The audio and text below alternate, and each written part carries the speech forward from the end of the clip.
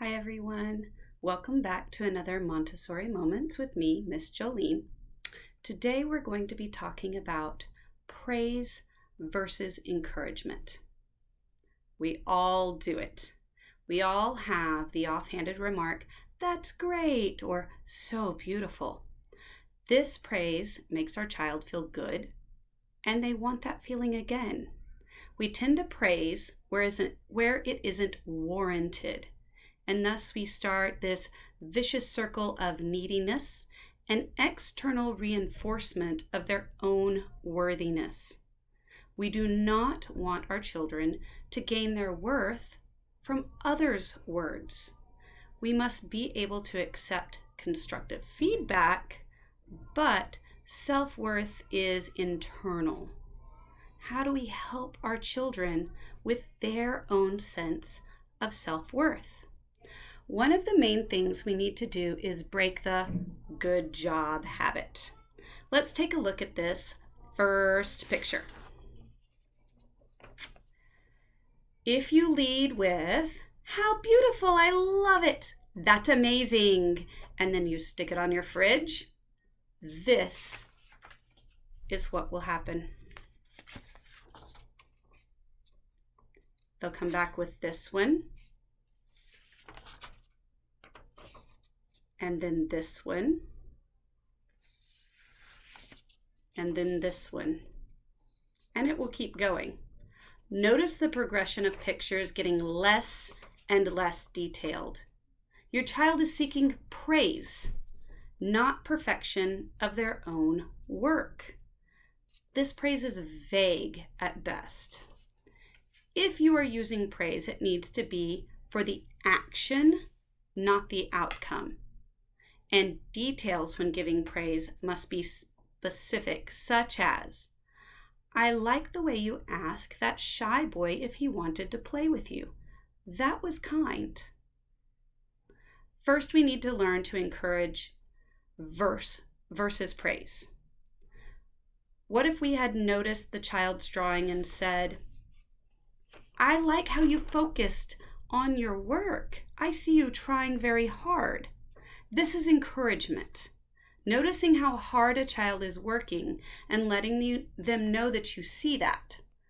One sure sign that you are encouraging versus praising is to ask, is this comment specific to this person at this time?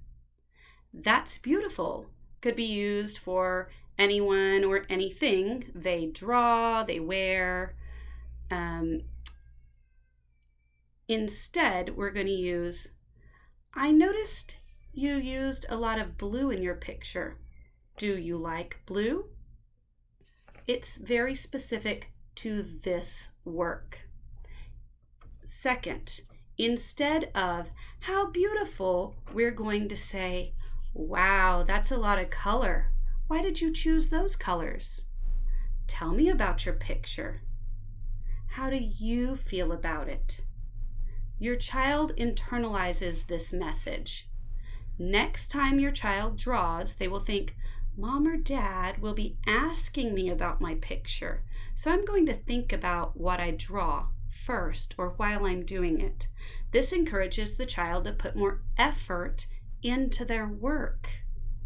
I love the suggestions from Montessori Mischief of 21 things to try instead of saying "good job." Here are a few.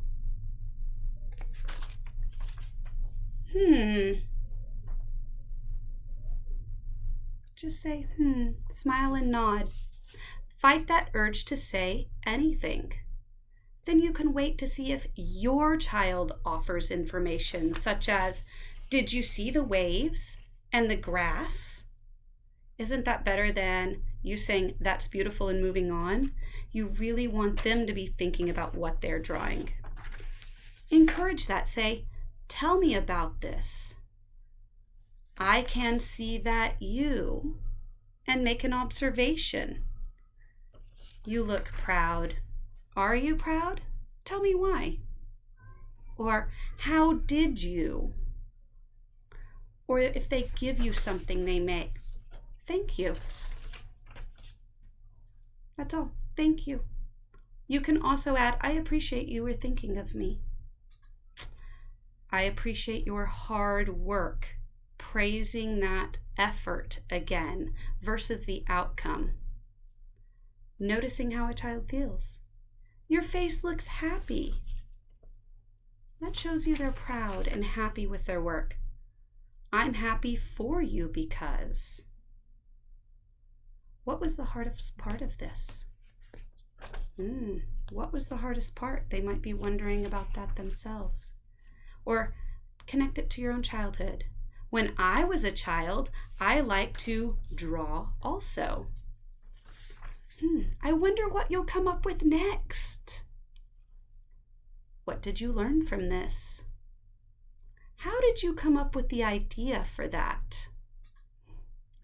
These are just a few suggestions of things we can use instead of that standard good job. And it takes a lot of practice to get there. Notice when you're doing it, and with your partner too. Have a signal and notice with each other when you're about to use that good job. And talk about things you can do together to encourage self-esteem and self-worth in your own child and how to build that up. Encouragement comes from the French root that means to give heart to. Encouragement will help our children develop courage. Children with courage have a higher sense of self-worth, and vice versa. It is our job to help our children reach their fullest potential. Thank you, and I hope that you join me next time for another Montessori moment.